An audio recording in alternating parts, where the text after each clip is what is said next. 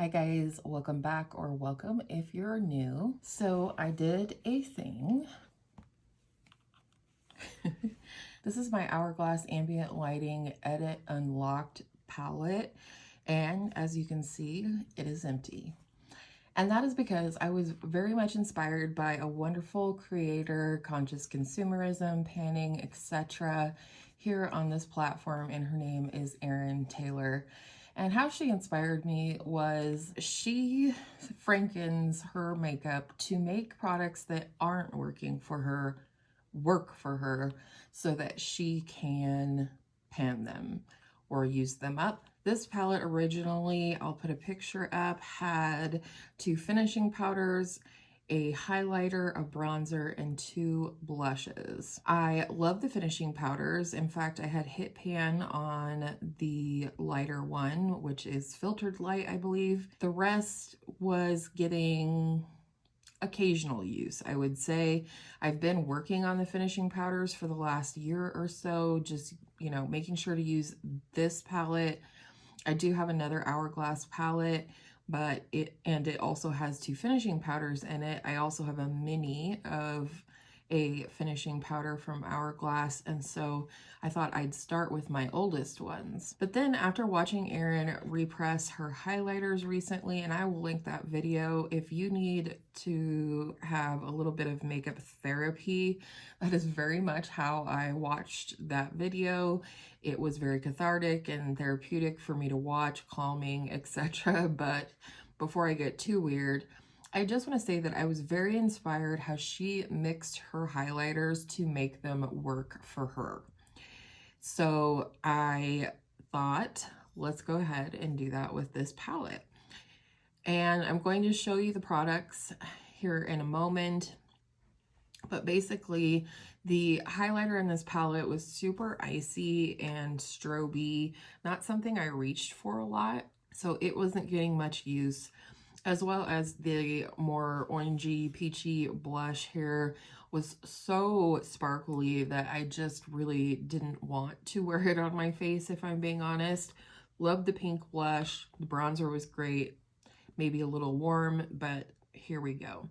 So what I ended up doing first is taking the bronzer shade and the cooler tone of the 2 finishing powders, which was called Filtered Light, and I mixed them together and pressed them in this old Tarte mini Park Ave Princess compact that I had saved after I panned it. And I'm happy to say that I'm much more happy with this bronzer now than I was before. It is not quite as warm as the bronzer all by itself, and it's not quite as glowy either. I've already been using this. I really enjoy the finished product. And so this is just one example of how I made the products in this palette work for me and for my makeup usage so that I can get that use on it. So this is the Hourglass Golden Bronze Light and Filtered Light mixed together. Another thing that made this palette a little hard to use is the size of the pans. And so using these 2 finishing powders, it made it hard to get in there and just get the powder or one product at a time. When I would try and use this one, I would get into that shimmery blush. When I'd get into this one, I would sometimes get into the bronzer. So what I did next was work on fixing some of these other products. First of all, the highlighter being too shimmery and it was starting to crumble and all of those things. So what I did is I took the highlighter as well as the lighter of the 2 finishing powders, which was Soft Light. The highlighter is Champagne Strobe Light, and I repressed them together into this little mini Tarte blush compact. It is much more my speed of highlighter now. While it's beautiful and glowy, it is not strobing, and it is going to have kind of a smoothing effect as the finishing powders do. So I'm very happy with the result of this one, and I just kept on from there. So next, I knew I wanted to keep the pink blush intact, which is called Mood Flush. It's a beautiful blush. It's not too glowy. It didn't have any glitter to it. It was just a beautiful pinky rose mauve shade. And so I decided that I would repress that alone into a different compact in an effort at this point to just empty out this palette. So at that point, I took this little compact. This is originally from a mini diffused light powder that I used up and since repurchased. And I repressed the blush into here. And it survived. It works and looks the same. It's just as pigmented as it was before, but now I don't have to try and target my brush in the middle of this between a blush that is too sparkly and a highlighter that was too strobing. So very happy with the result of this. It did in fact press into one of these tiles that was at the bottom of this packaging as well very easily. It is definitely secure in there, and I'm excited to just add this into my blush collection. And then lastly, I had this blush, okay? This orangey, shimmery blush that I really never use. And I thought, well, maybe I'll just scrape it out, throw it away, call this packaging done, and also call it a day. But I thought, why not try and make it into something that would work for me to use it up? And so what I decided to do is I took all of this blush, then I took a little sample size of the Hoola bronzer, which was in this pan, which I have since turned into a magnetic pan that I can use for repressing things in the future. And then I also took some of my loose Halo Glow setting powder from e.l.f. and I mixed them all together. I thought either way, whether I come out with a bronzy blush or a peachy bronzer or whatever, it's got to be better than what's in there already. And if I hate it, I'll scrap it and let it go. So at that point, I did need to peruse my daughter's archive of expired makeup and find a compact to put it in. And I thought this one was just too much fun not to use it again. I discarded the remainder of this product. It was old, crusty, dusty, nasty. And I decided, like I said, to mix the blush, the bronzer, and the powder together. And this is what I got in the end. So this has the Nude Glow blush, the Hoola bronzer, and the Halo Glow powder in it.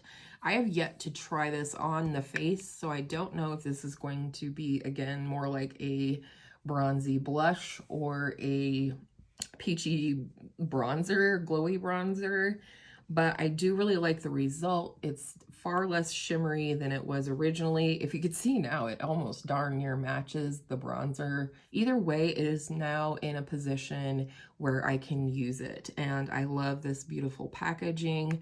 I do want to mention, if you would like to see a repressing video, how I repress my products, you know, they're not as stunning and beautifully pressed as Erin Taylor's, but I think I do a pretty good job. I never have any problems with them crumbling or anything. I just don't quite have the tools yet to make them as pretty looking as Erin does, but regardless, they're usable now. They're products that are going to work for me, and I'm just very, very happy to have this situation going on in my collection. So I thought I would mention also here how I am handling my makeup inventory in regards to all of these products. So what I did is officially for my inventory purposes, I blocked this out as a completed or panned item. It is, but the products have not left my collection, like the actual product. Just this packaging is leaving my collection. And therefore, and then when I will leave it on my inventory until these 4 products are gone, whether they get used up, decluttered, or what have you. It will stay on my inventory. It will just stay grayed out as a product that has been panned.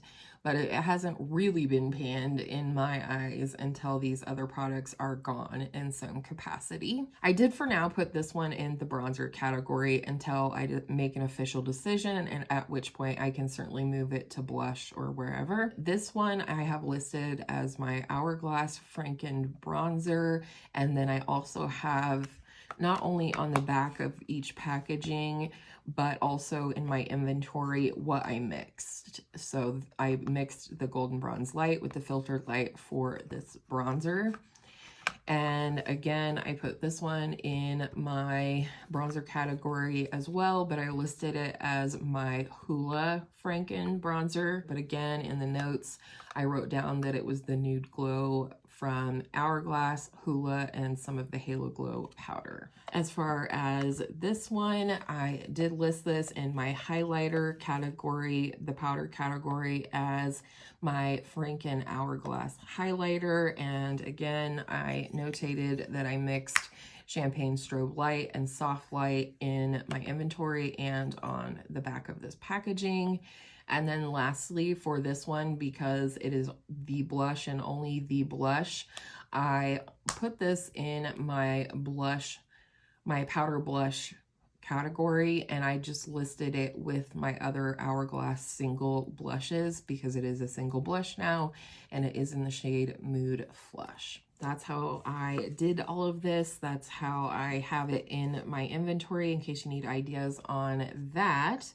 And I just want to further encourage you that if you have products, whether it be a face palette, an eyeshadow, a blush, a bronzer, a highlight, a face powder, anything in your collection that isn't working for you, I want to encourage you to look and see if there's some way you could make it work for you. For example, if you had this powder in your collection from Charlotte Tilbury and you found that it wasn't working for your skin tone, let's say it's just too light, you could take this and a little bit of a bronzer or a little bit of an eyeshadow that is closer to your skin tone, and you could mix them up and franken them together in a pan to make the powder a little bit more warm or darker or lighter even. You could mix in a white eyeshadow or a lighter powder. There are ways to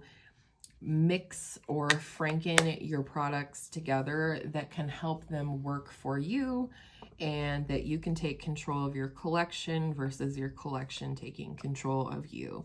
Obviously, do whatever you want, whatever makes your heart happy. If you just decide to declutter things that don't work for you, you know, more power to you. I certainly have done the same in the past, but I was just really inspired by Erin because I love these products, but there's, you know, just little bits and pieces where they aren't the perfect product for me. And now I feel like all of these are going to work for me beautifully and that I can get my usage out of it and they get their due diligence in my collection. So if you have any questions, if you have any, you know, products that you're curious how I would franken them to make them work, you know, absolutely leave your questions, comments, concerns down in the comments below.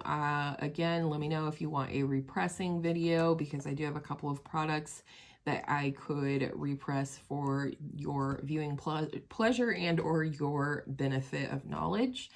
And with all of that said, I hope you guys are doing wonderful no matter where or when you are, and I will see you in the next one.